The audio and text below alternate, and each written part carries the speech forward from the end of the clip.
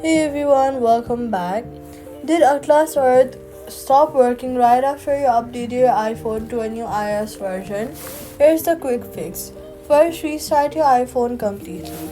Hold the side button and the volume down button. Slide to power off. Wait 30 seconds, then turn it back on. iOS updates create temporary conflicts with location based apps like Atlas Earth specifically, and a full restart clears most of them right away. After reinstalling, open the App Store and tap on your profile picture at the top right corner. Then scroll down and look for Atlas Earth in the list of available updates. Atlas Reality typically pushes an iOS compatibility patch within a few days or a major iOS release, so tap update immediately if one is available.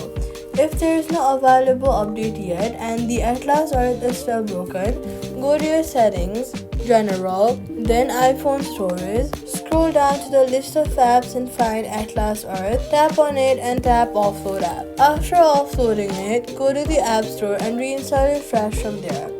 Also, in the settings, go back and scroll down to privacy and security. Tap location services and confirm that Atlas Earth is set to 1 using the app, since a fresh iOS install sometimes resets the app's location permission.